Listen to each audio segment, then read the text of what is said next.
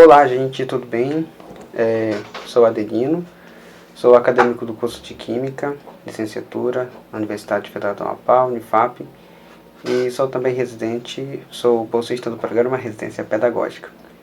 E hoje nós vamos gravar uma aula falando sobre soluções, um tema que será bastante proveitoso para a gente, assim eu acredito. Vamos lá. Aqui é o nosso sumário, que nós vamos ver no decorrer da apresentação da nossa aula.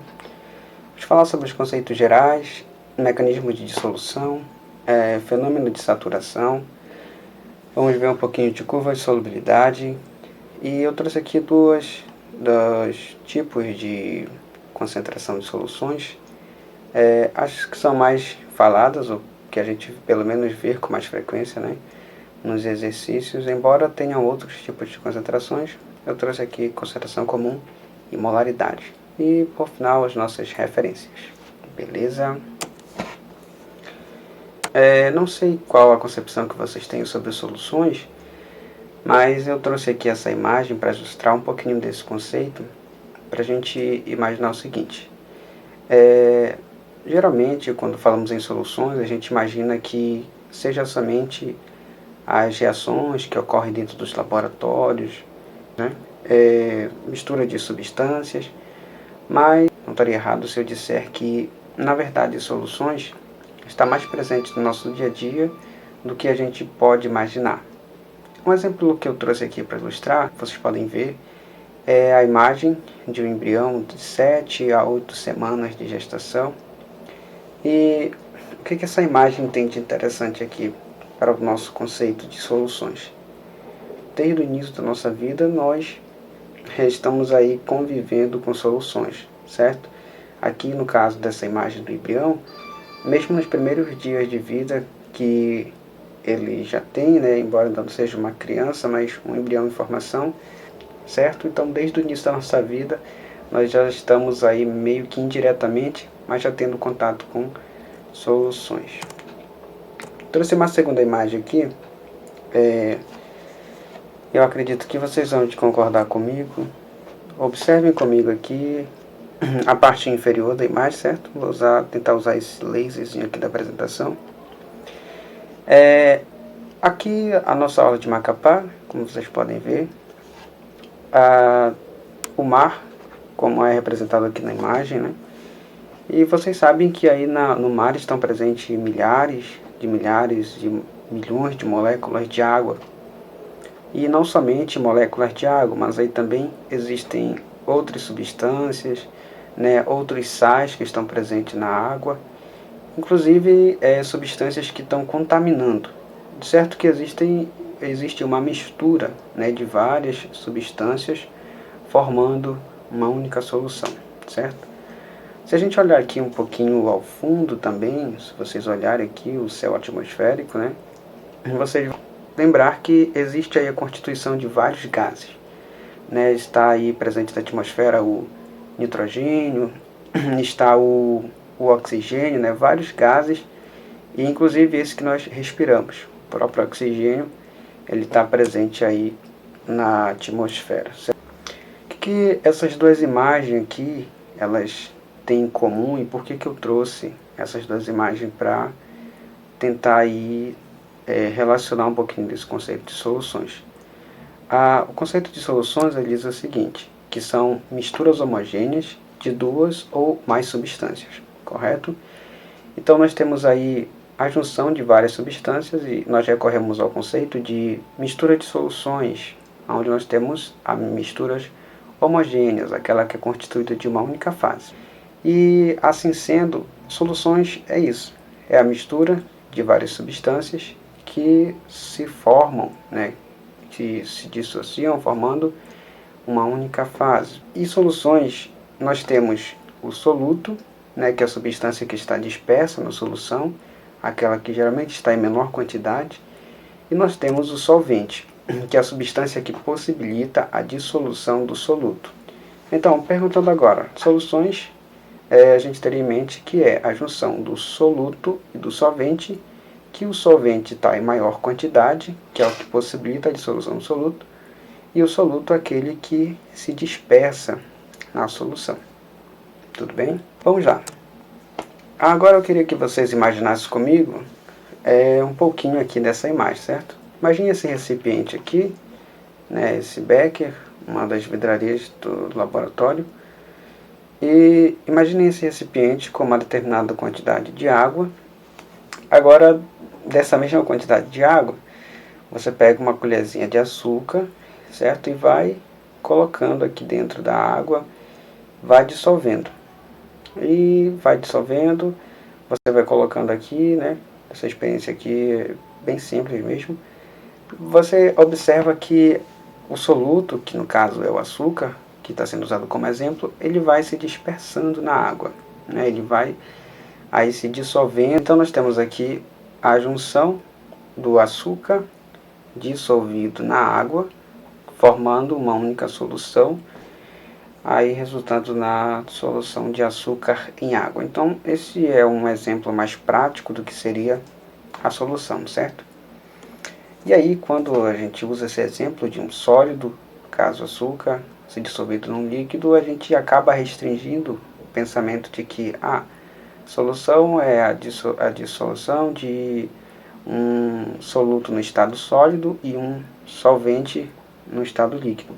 Só que existem outras maneiras em que o soluto pode estar presente. E só para enfatizar aqui, a água ela é também chamada do solvente universal, porque na maioria dos casos a água ela sempre vai aparecer como solvente, né? Por isso que ela é chamada também de solvente universal, certo? Como eu disse, o soluto e o solvente não se restringem somente ao estado sólido, no caso do soluto, e o solvente no estado líquido, né? Existem outras situações onde pode aparecer inverso ou somente líquidos, como é o exemplo que eu trouxe aqui do famoso vinagre, que vocês conhecem, né? O ácido acético, que é um exemplo de soluto líquido que está disperso em uma solução de água, juntamente com outras substâncias. Então, não se restringe somente ao estado em que o soluto esteja no estado sólido e o solvente esteja no estado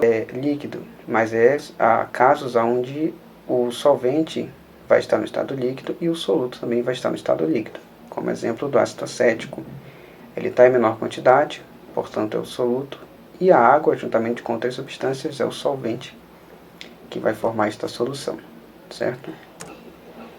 Outro exemplo, no caso das ligas metálicas, né? Tem aqui o exemplo do ouro. O ouro aqui ele está disperso, certo? Como uma solução, né? Embora a gente olhe assim, imagine, é uma única, né? Uma única peça de ouro. Mas aí a gente sabe que existe também uma certa quantidade de mistura de cobre ou então de prata que é usado para fazer esse tipo de material, certo? Para a fabricação desses anéis. Não é o ouro 100% puro. Existe aí uma outra substância, ou de cobre ou de prata, que está presente aí nesse anel, certo? Então, olhando assim olho nu, a gente imagina que é constituído apenas de ouro, mas há a presença de outras substâncias aí. Há exemplos também do próprio gás, né? O gás de cozinha, aí que todos nós conhecemos, que nós temos a junção do propano e do butano, que são concentrados aí dentro desse recipiente. E então nós temos aí, exemplo, né?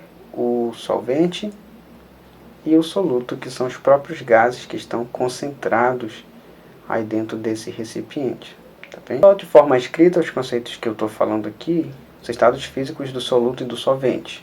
Exemplos sólidos em líquidos. Próprio exemplo aqui acima do açúcar, né, que está presente na água aqui. Então, é um exemplo de solvente no estado líquido e o soluto no estado sólido. Exemplo de líquidos em líquidos, o próprio vinagre, né, o ácido acético aqui, que é o soluto no estado líquido e o solvente também no estado líquido. Exemplo de gases em líquidos, processo de fabricação dos refrigerantes, né, onde eles há determinadas pressões, né, há um processo lá industrial que eles fazem. O dióxido de carbono, CO2, é inserido dentro do refrigerante para que ele conserve aquele gás, que na hora que a gente vai abrir, tem aquela liberação do gás, certo? E exemplo de líquidos em gases. Aqui eu usei como exemplo a própria umidade do ar, né? Que está em menor quantidade, a umidade presente na maioria dos outros gases, que é o nitrogênio, o oxigênio, os gases que estão presentes aí no nosso dia a dia. Muito bem, gente, falando agora sobre mecanismo de dissolução. Aí a gente pode imaginar o seguinte: imagina que a gente tem certas substâncias que algumas delas se dissolvem na presença de outras, enquanto existem determinadas substâncias que elas não dissolvem na presença de outras substâncias, certo? Parece meio confuso, mas eu vou explicar melhor isso aqui.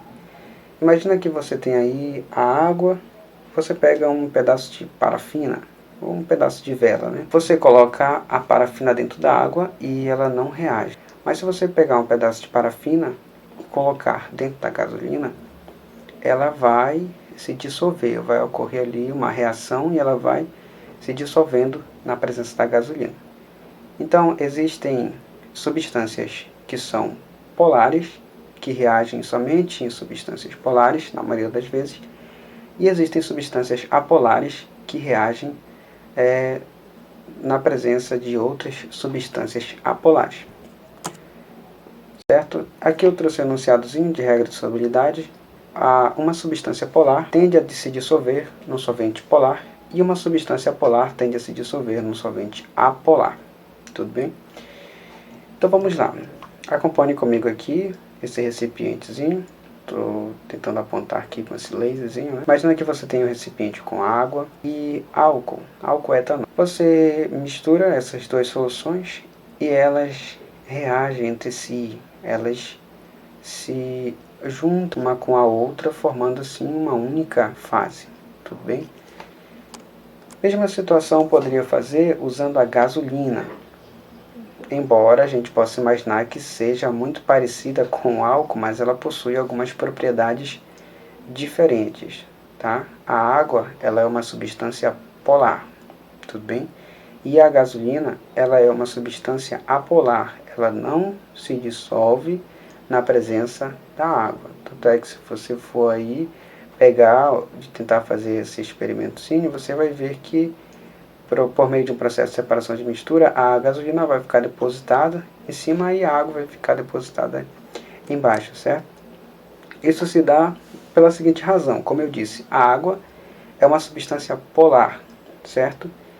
E o álcool, também sendo uma substância polar, elas juntas, ligadas por ligações de hidrogênio, né, como está escrito aqui, ó, mais fracas que as da água, elas acabam se juntando, né? Enquanto que a gasolina, as propriedades da gasolina são propriedades onde ela é uma substância apolar. Diferente da água, ela não vai se juntar. Outra diferença é que as moléculas de gasolina, elas possuem ligações de Van der Waals e não ligações de hidrogênio, certo? Então, elas nunca vão se juntar pelas suas diferenças de polaridade. Um outro exemplo clássico que a gente poderia dizer é a questão do óleo de cozinha, né, que você pega, mistura com a água, eles não vão se juntar, certo? A priori a gente dizia o seguinte: é diferença de densidade, porque a água é mais densa e o óleo possui diferença de densidade com a água e por isso eles não se juntam. Mas agora a gente sabe que não é somente isso. Existe também a propriedade de diferença de polaridade. A água, sendo polar, não vai se juntar com outra substância que seja apolar. Mecanismo de dissolução seria isso aí. Uma questãozinha da regra, que esquecendo aqui. Em síntese, essa regra diz o seguinte, que semelhante dissolve semelhante, ou seja, uma substância polar dissolve na presença de outra substância polar, enquanto que uma substância apolar se dissolve na presença de outra substância apolar. Ok? Passando de mecanismo de dissolução para um fenômeno de saturação, existe o seguinte exemplo. Vamos lá de novo usar como exemplo esse recipientezinho aqui. E aí imagina o seguinte: você colocou uma determinada quantidade padrão de água Imagina que você colocou aqui 100 gramas de água, tudo bem? Expressando dessa maneira, 100 gramas de água. Você foi acrescentando NaCl, o cloreto de sódio, o famoso sal de cozinha. Muito bem, a exemplo do sal, a 0 graus Celsius, chega o ponto em 100 gramas de água, você vai acrescentando sal, e a exatamente 357 gramas de cloreto de sódio, a solução, a água no caso, não vai conseguir mais dissolver o sal. A partir desse momento, 358 gramas, 359, quantas gramas você for colocando, ela vai ficando aqui nessa parte do recipiente, ela vai formar o que nós chamamos de corpo de fundo, ou seja, o precipitado, ele vai ficando aqui no fundo do recipiente. É exatamente o momento onde uma substância ela não mais se dissolve a determinada temperatura, a determinada pressão, ou seja, a pressões e temperaturas normais, ela não mais se dissolve. Quando isso acontece, dizemos que a substância atingiu o seu ponto de saturação, certo? Então vamos lá. Substâncias insaturadas. O que acontece aqui de forma escrita? Contém menos soluto que o estabelecido pelo coeficiente de solubilidade. Então, quando nós dizemos que uma substância é insaturada, é porque na presença dela você vai acrescentar soluto, né? E ela vai conseguir dissolver tranquilamente, porque ainda não atingiu o coeficiente de solubilidade. Dizemos que uma substância é saturada quando ela atingiu o coeficiente de solubilidade, ou seja, quando ela chega a determinado ponto aonde até ali ela consegue dissolver. A exemplo do sal, que eu falei anteriormente, até 357 gramas de sal, na presença de 100 gramas de água e a 0 graus Celsius, ela ainda consegue dissolver, mas chegou a 357 e ela atingiu o coeficiente de solubilidade. Passou dali, ela vai ser uma solução supersaturada, porque ela ultrapassou o chamado coeficiente de solubilidade. Tudo bem? Então aqui de forma meio aqui gráficazinha, né? As soluções não saturadas, que são chamadas soluções estáveis. Até aqui o soluto consegue tranquilamente se dissolver na presença do solvente. Chega neste ponto, dizemos que a solução está estável, ou seja, ela atingiu o ponto de saturação. E passando daqui em diante, ela não vai mais dissolver, vai começar a acumular o corpo de chão, né, ou precipitado no fundo do recipiente, certo? Aí eu trouxe um exemplozinho aqui, bem básico, só para a gente exercitar. O enunciado da questão da UFMG diz o seguinte: adicionando-se soluto a um solvente, chega-se a um ponto em que o solvente não mais consegue dissolver o soluto. Neste ponto, a solução torna-se. E aí eu tenho as alternativas, certo? Só para nossa fixação da informação. Dizemos, letra A, solução torna-se diluída, B, concentrada, C, fraca, D, supersaturada, ou letra E, saturada. Então o que o enunciado está dizendo? O solvente chega a um ponto que ele não mais, o solvente não mais consegue dissolver o soluto. Ou seja, a solução se tornou uma solução supersaturada. Tudo bem? Então seria a nossa letra D. A curva de solubilidade. Falei que a gente ia ver um pouquinho sobre isso. É interessante, algumas questões elas acabam pedindo essa questão de curva de solubilidade. É importante a gente ter uma noção sobre isso. Curvas de solubilidade são os gráficos que apresentam a variação dos coeficientes de solubilidade, ou seja, essa parte aqui do gráfico de solubilidade das substâncias em função da temperatura, ou seja, em função da temperatura. Então, de forma gráfica, é uma forma de expressar, a curva de solubilidade é uma forma gráfica de se expressar o quanto uma substância ela tem o ponto de saturação, ou o coeficiente de solubilidade, a determinadas temperaturas. Por exemplo, aqui nós temos o exemplo do X, certo? Está aqui no gráfico X, Y e Z.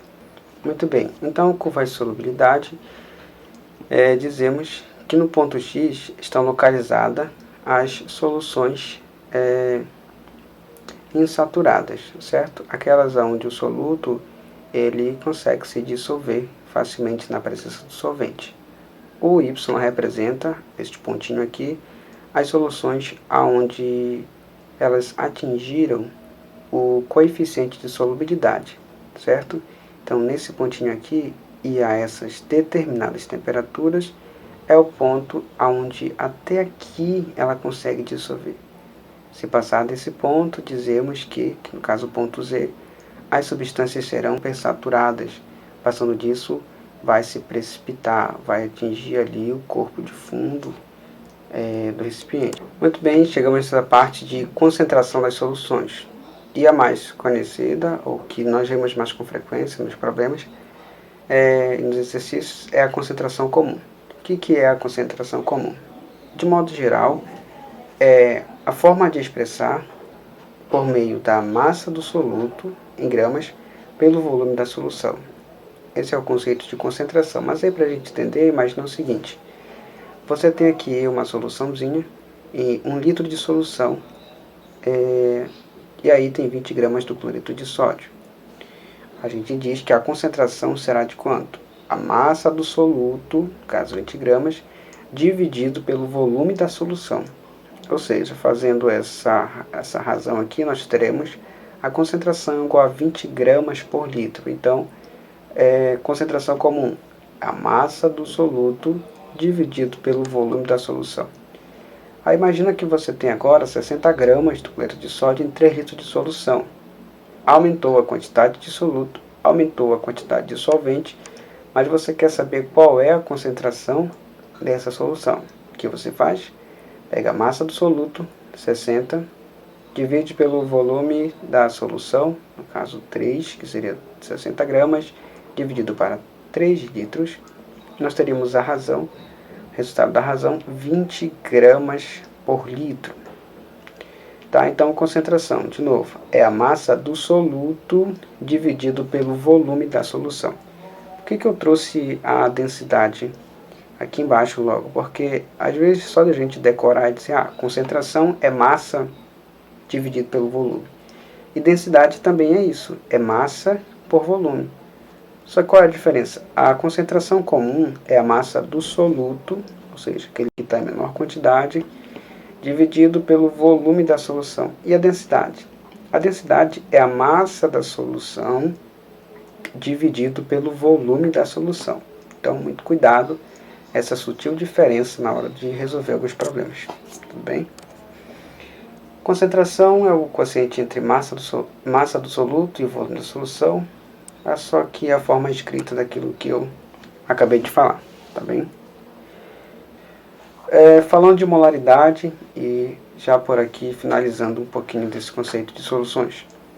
Outra forma de expressar a concentração de soluções é a molaridade. Em alguns livros aparece concentração em mol por litro, né, mas aqui ainda a gente vai ver como molaridade. O que diz o conceito de molaridade? É o quanto em número de mols eu tenho em 1 litro de solução. Por exemplo, eu tenho 1 litro de solução e 0,5 mol de açúcar. Nós fazemos a razão usando a fórmula. O que diz a fórmula? Molaridade é o número de mols, certo? Dividido pelo volume da solução. No caso, 1 litro de solução, a molaridade seria 0,5 mol por litro. Tá bem? Olha só. Aqui é a forma escrita disso que eu acabei de falar. Molaridade da solução é a quantidade de mols do soluto existente em 1 litro de solução. Então, aqui só mais um conceitozinho. Molaridade é a quantidade de soluto em mols dividido pelo volume da solução expressa em litros. Então, esse N1zinho aqui é a quantidade de soluto, tá bem? É o número de mols.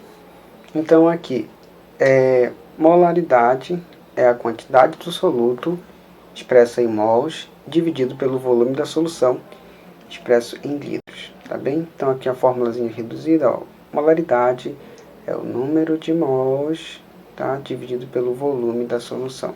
Ok. Existem situações em que a gente vai precisar encontrar, né, o número de mols. A gente precisar encontrar esse número de mols. E para isso, usamos essa relaçãozinha aqui. O N1, o que é o N1? É o número de mols. O número de mols é, na verdade, a massa do soluto, N1, dividido pela massa molar. Então, existem questões onde nós vamos precisar usar essa fórmulazinha aqui, tá bem? De forma simplificada, seria isso aqui. Molaridade é igual a massa do soluto dividido pela massa molar vezes o volume da solução. Ok? Aqui as nossas referências, por final, de onde foi tido algum embasamento para a gente fazer essa aula. E desde já, muito obrigado. Dúvidas no início da apresentação, tem um e-mail, pode usar e encaminhar, que eu estarei com certeza tentando responder as questões. Ok? Essa foi a nossa aula de soluções.